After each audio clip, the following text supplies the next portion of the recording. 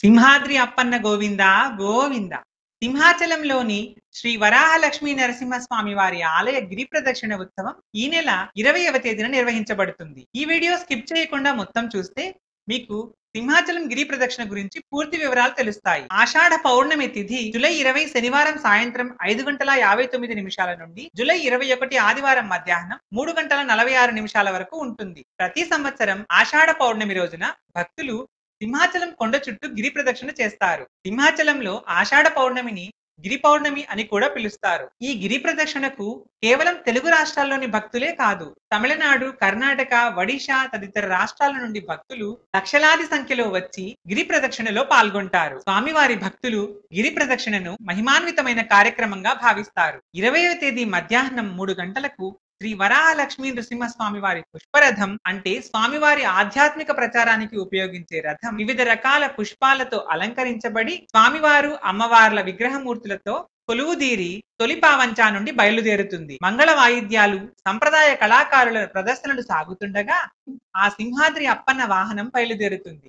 ఈ రథంలో స్వామిని చూసి ఆ రథం వెంట భక్తులు గిరి ప్రదక్షిణిస్తారు. అయితే రథం కొద్ది దూరం వెళ్ళాక ఫాస్ట్ గా వెళ్ళిపోతుంది కాబట్టి అందరూ దాని వెంటే నడవాలంటే మనకు సాధ్యం కాకపోవచ్చు.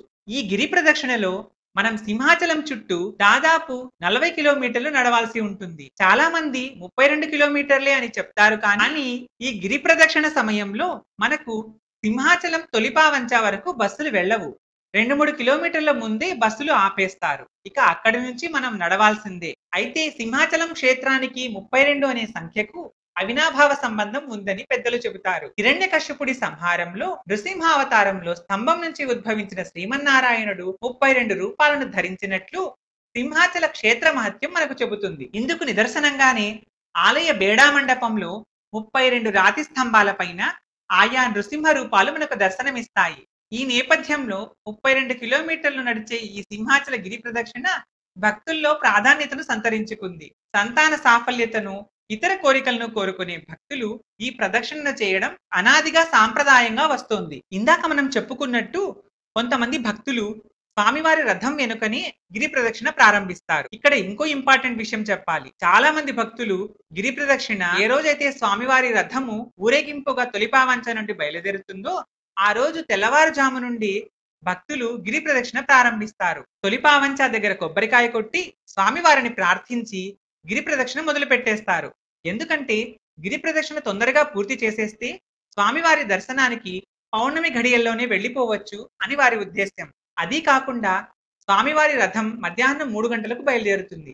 అప్పుడు కొంచెం ఎండగా కూడా ఉంటుంది. ఆ మధ్యాహ్నం ఎండ వల్ల ఇబ్బంది కలగకుండా పెద్దవాళ్ళు తెల్లవారుజాము నుండి గిరి ప్రదక్షిణ మొదలు పెట్టేస్తే కొంచెం సులభంగా పూర్తి చేయొచ్చు అని భావిస్తారు. హిమాచలం గిరి ప్రదక్షిణ అని విన్నప్పటి నుంచి మనకు వినిపించే పేరు తొలిపావంచ దగ్గర మొదలవుతుంది అని. ఇంతకు తొలిపావంచ అంటే ఏంటి? సింహాచలం కింద నుండి కొండపైన ఉన్న గుడికి మెట్ల మార్గం ఉంటుంది కదా, అక్కడ తొలిమెట్టు దగ్గరున్న ప్రదేశమే తొలిపావంచ అని పిలుస్తారు. ఆ మార్గం మొదట్లోనే శ్రీ వరాహలక్ష్మీ నృసింహస్వామి వారు ఉభయ దేవేరులతో పాటు ఒక చిన్న ఆలయ మండపంలో మనకు దర్శనమిస్తారు. గిరి ప్రదక్షిణ కోసం లక్షలాది మంది భక్తులు సింహాచలం వస్తారు కాబట్టి తొలిమెట్టుకు వెళ్లే దారిలోనే స్వామివారు అమ్మవారి విగ్రహాల ఎదుటే కొబ్బరికాయలు కొట్టడానికి దేవస్థానం వారు అన్ని ఏర్పాట్లు చేసేసి ఉంటారు. కొబ్బరికాయలు అమ్మేవాళ్ళు మీకు దారి పొడుగునా కనిపిస్తారు. మీరు కొబ్బరికాయను కొట్టి ఆ చిప్పలను అక్కడే దేవస్థానం వారు ఏర్పాటు చేసిన బుట్టలు, బాక్సుల్లో వేసేయచ్చు. మేమైతే అలానే చేశాం. ఇక తొలిపావంచ దగ్గర కొబ్బరికాయను కొట్టి, స్వామి ఈ గిరి ప్రదక్షిణను మేము చేయాలని అనుకుంటున్నాము, ఆ భక్తికి మీ శక్తిని జత చేసి ఈ గిరి ప్రదక్షిణను పూర్తయ్యేటట్లు చేయ స్వామి అని స్వామికి మొక్కుకొని తొలిపావంచ నుండి అడవివరం, హనుమంతవాక, అప్పుఘర్, వెంకోజీపాలెం, హెచ్పి కాలనీ, సీతమ్మధార, మాధవధార, గోపాలపట్నం మీదుగా సింహగిరికి ప్రదక్షిణగా తిరుగుతూ మళ్లీ సింహాచలం చేరుకొని తొలిపావంచ దగ్గర కొబ్బరికాయ కొట్టి స్వామికి నమస్కరించుకొని భక్తులు సంతోషంగా గిరి ప్రదక్షిణ పూర్తయిందని భావిస్తారు. అయితే మేము వైజాగ్ లో జాబ్ చేసేటప్పుడు అక్కడ ఉన్న వాళ్ళు చెప్పిన విషయం ఏంటంటే, మనము గిరి ప్రదక్షిణ పూర్తి చేసిన తరువాత తప్పకుండా స్వామివారి దర్శనం చేసుకుంటేనే సంపూర్ణ ఫలితం లభిస్తుంది అని. అయితే లక్షలాది మంది భక్తులు అదే రోజు దర్శనం చేసుకోవాలంటే అందరికీ సాధ్యపడకపోవచ్చు కాబట్టి పౌర్ణమి గడియల నుండి ఒక వారంలోపు స్వామివారి దర్శనం చేసుకున్న అదే ఫలితం కలుగుతుందని లోకల్ గా ఉన్న భక్తుల విశ్వాసాన్ని మాకు చెప్పారు. ఇక ఇంతకు ముందు మనం స్వామివారి రథం గురించి చెప్పుకున్నాం కదా. తొలిపావంచ నుండి బయలుదేరిన రథము Adavivaram, Arilova, Hanumanthavaka, Jodugullapalem beach, Madhavadhara, NAD junction, Gopalapatnam మీదుగా తిరిగి సింహాచలం ఆలయానికి చేరుకుంటుంది. అంటే భక్తులు ఏదైతే గిరి ప్రదక్షిణ రూట్ లో వెళ్తారో అదే రూట్ లోనే రథం కూడా వెళ్తుంది. కానీ కాలినడకన గిరి ప్రదక్షిణ మార్గానికి, రథం వెళ్లే మార్గానికి కొద్దిగా తేడా ఉంటుంది. బీచ్ రోడ్డు వైపు రథం వెళ్ళదు. సింహాచలం కొండ పాదాల నుంచి రైల్ రోడ్డు మీదుగా అడవివరము, అరిలోవ, హనుమంతవాక నుంచి జాతీయ రహదారి NH5 మీదుగా ఎన్ఏడి జంక్షన్, గోపాలపట్నం నుంచి తిరిగి రథం సింహాచలాన్ని చేరుకుంటుంది. రథం వెంట ఉండే కొద్ది మంది భక్తులు, అంటే ఆ బ్యాచ్ భక్తులు మాత్రమే రథం వెంట వెళ్తారు. ఇక భక్తులకు ఉండే సౌకర్యాల గురించి చెప్పుకుందాం. భక్తుల సౌకర్యార్థం ఈసారి సింహాచలం కొండ చుట్టూ 30 స్టాల్స్ ను ఏర్పాటు చేయాలని సింహాచల దేవస్థాన అధికారులు నిర్ణయించారు. ఇవే కాకుండా 275 మొబైల్ టాయిలెట్స్, కొండ చుట్టూ విద్యుత్ దీపాల అలంకరణ, మంచినీటి సదుపాయము, షామియానాలు, కుర్చీల ఏర్పాటు, వైద్య శిబిరాలు, పారిశుద్ధ్య ఏర్పాట్లు, పోలీసు భద్రత, జోడిగుళ్లపాలెం బీచ్ వద్ద గజ ఈతగాళ్లను అందుబాటులో ఉంచడం వంటి ఏర్పాట్లు కూడా చేస్తారు. చాలా మంది భక్తులు సముద్రం దగ్గరికి రాగానే పౌర్ణమి వేళ సముద్ర స్నానం మంచిదనే ఉద్దేశంతో సముద్రపు నీటిలో మునిగి తిరిగి గిరి ప్రదక్షిణ ప్రారంభిస్తారు.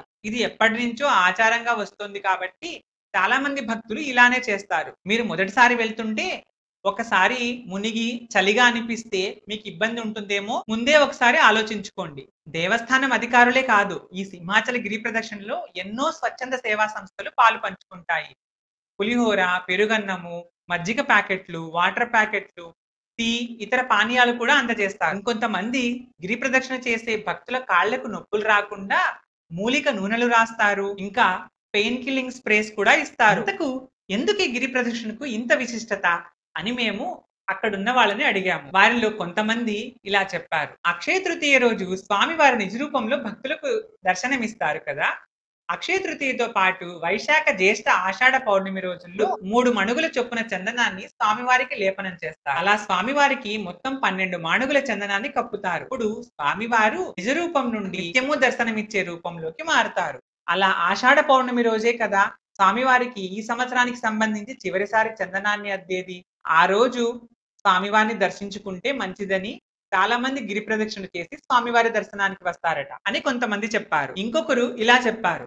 ఈ సింహాచలం కొండ మీద ఎన్నో ఔషధాలు ఉన్నాయని, పౌర్ణమి గడియల్లో ఆ ఔషధుల శక్తి ఉత్తేజితమై వాటి మీద నుండి వచ్చే గాలి పీల్చడం వలన కూడా మనకు ఉన్న కొన్ని వ్యాధులు నయమయ్యే అవకాశం ఉందని పెద్దలు చెప్పేవారట. ఇంకా ఎవరైనా స్వామికి పెళ్లి గురించి కానీ, సంతానం గురించి కానీ మొక్కుకున్న వాళ్ళు ఉంటే వాళ్ళు కూడా ఆ మొక్కు తీర్చుకోవడానికి గిరి ప్రదక్షిణ చేస్తాం స్వామి అని మొక్కుకొని ఉంటారు. ఆ గిరి ప్రదక్షిణ పూర్తి చేసి స్వామికి కృతజ్ఞతలు తెలియజేయడానికి పెద్ద సంఖ్యలో భక్తులు వస్తారు. కానీ సింహగిరి చుట్టూ చేసే ప్రదక్షిణ భూమండలం మొత్తానికి చేసిన ప్రదక్షిణతో సమానమని కూడా కొంతమంది చెబుతారు. ఇక మాకు దారిలో లభించిన ప్రసాదాలకైతే లెక్కే లేదు. పులిహోర, దద్దోజనం, చక్కెర పొంగలి, మజ్జిగ ప్యాకెట్లు, నీటి ప్యాకెట్లు విరివిగా ఇచ్చారు. కాలనీల్లో, ఇళ్ల ముందర, సొసైటీల వాళ్ళు అందరూ ఎవరి శక్తికి తగ్గట్టు వాళ్ళు అన్నదానం నిర్వహించడానికి ఎంతో ఉత్సాహం చూపిస్తారు. ఇంకో అద్భుతమైన విషయం ఏంటంటే 2022లో మేము గిరి ప్రదక్షిణకు వెళ్ళినప్పుడు స్వామివారి చందనాన్ని కూడా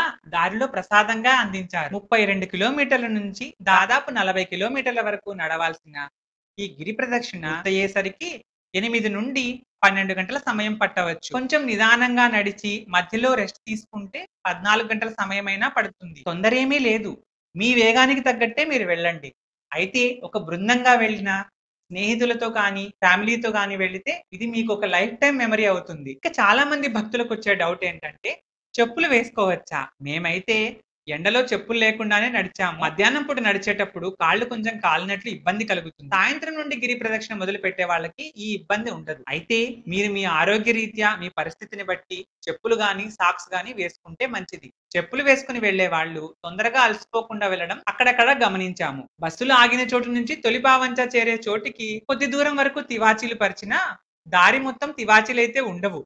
కాబట్టి చిన్న చిన్న రాళ్లు గుచ్చుకునే అవకాశం ఉంటుంది. ఈ విషయాన్ని మీరు గుర్తుంచుకొని తగిన జాగ్రత్తలు తీసుకోండి. మేము గిరి ప్రదక్షిణకు వెళ్ళినప్పుడు మధ్యాహ్నం 3 గంటలకు గిరి ప్రదక్షిణ మొదలుపెట్టి మరుసటి రోజు ఉదయం 7 గంటలకు పూర్తి చేశాం. అప్పుడు స్వామివారి దర్శనానికి వెళ్ళాలంటే చాలా రష్ గా ఉంది. ఆఫీస్ టైం అయిపోతుందని వెంటనే సింహాచలం నుంచి వైజాగ్ తిరిగి వెళ్ళిపోయాము. మళ్ళీ వారం లోపే ఒక రోజు ఉదయాన్నే మెట్ల మార్గంలో కింద నుండి కొండపైకి నడిచి స్వామివారి దర్శనం చేసుకున్నాము. ఆ విశేషాలను ఇంకో వీడియోలో తెలియజేస్తాను. మీరు లగేజ్ ఏం లేకుండా స్నేహితులతో గాని కుటుంబంతో గాని గిరి ప్రదక్షిణ చేస్తే ఎక్కువ అలసట లేకుండా ఉంటుంది. గోవింద నామాలు చెప్తూ వెళ్ళండి. ఆధ్యాత్మిక వాతావరణంలో ఆ వరాహ లక్ష్మీ నృసింహ స్వామి వారిని తలుచుకుంటూ గిరి ప్రదక్షిణ చేసి స్వామివారి కృపకు పాత్రులు కండి. ఇంకో ఇంపార్టెంట్ విషయం ఏంటంటే, ఎవరైతే గిరి ప్రదక్షిణ 32 కిలోమీటర్లు చేయలేని భక్తులు ఉంటారో వారి కోసం సింహాచలం దేవస్థానం పౌర్ణమి ఘడియల్లో కొండపైన ఉన్న ప్రధాన ఆలయం చుట్టూ ప్రదక్షిణలు చేయడానికి అవకాశం కల్పిస్తుంది. కొంతమంది 32 సార్లని, కొంతమంది 108 సార్లని ప్రధాన ఆలయం చుట్టూ గిరి ప్రదక్షిణ చేస్తారని నేను కూడా విన్నాను. 2023లో నేను పగల సమయంలోనే వెళ్ళి నేను ఇప్పుడే ప్రదక్షిణ చేస్తాను అని ఆలయ అధికారులను అడిగాను. కానీ వారందుకు ఒప్పుకోలేదు. పౌర్ణమి ఘడియల్లో మాత్రమే అనుమతిస్తామని చెప్పారు. ఎందుకంటే ప్రధాన ఆలయం చుట్టూ ఒక సపరేట్ రూట్ గా ఏర్పాటు చేసి భక్తులు ప్రదక్షిణ చేయడానికి వాళ్ళు ఏర్పాట్లు చేస్తారు. కాబట్టి ఆ సమయంలో మాత్రమే మనల్ని ప్రధాన ఆలయం చుట్టూ ప్రదక్షిణకు అనుమతిస్తారు. ఒకవేళ మీరు ఇలా 32 కిలోమీటర్లు నడవలేమనుకుంటే ముందుగానే సింహాచలం కొండపైకి చేరుకొని అక్కడ సిద్ధంగా ఉండండి. పౌర్ణమి ఘడియల్లో మిగిలిన వారితో పాటు ప్రదక్షిణ చేసి స్వామివారి దర్శనానికి వెళ్ళండి. జూలై 20 ఉదయం గిరి ప్రదక్షిణ ప్రారంభించి రాత్రికే తిరిగి సింహాచలం చేరుకునే భక్తుల సౌకర్యార్థం రాత్రి 10 గంటల వరకు స్వామివారి దర్శనం ఉంటుంది. అలాగే 21న తెల్లవారుజాము నుంచి సాయంత్రం 4 గంటల వరకు దర్శనాలు ఉంటాయని, స్వామివారి ఆర్జిత సేవలు మాత్రం ఉండవని దేవస్థానం అధికారులు తెలిపారు. ఇంకో విషయం, కొండ కింద నుంచి సింహాచలం పైకి వెళ్ళడానికి గిరి ప్రదక్షిణ సమయంలో బస్సులు కూడా ఉండవు. కానీ మెట్ల మార్గంలో మీరు కింద నుండి పైకి వెళ్లి స్వామివారిని దర్శించుకోవచ్చు. ఓం శ్రీ సింహాచల వరాహ లక్ష్మీ నారసింహాయ నమః. ఓం ద్వయావతార శ్రీ సింహాద్రి అప్పన్న స్వామినే నమః. సింహాద్రి అప్పన్న గోవింద గోవింద, వరాహ నృసింహ గోవింద గోవింద, ప్రహ్లాద వరద గోవింద గోవింద, సింహగిరి వాస కృపా కటాక్ష ప్రాప్తిరస్తు. ఇంకా మీకేమైనా సందేహాలు ఉంటే కామెంట్స్ రూపంలో తెలియజేయండి. నాకు తెలిసినంత వరకు సమాధానం ఇవ్వడానికి ప్రయత్నిస్తాను. వీడియో మీకు నచ్చితే లైక్ చేసి షేర్ చేయండి. ఇలాంటి మరిన్ని వీడియోల కోసం ఈ ఛానల్ని సబ్స్క్రైబ్ చేయండి. వీడియోపై మీ అభిప్రాయాన్ని కామెంట్ సెక్షన్లో తెలియజేయండి.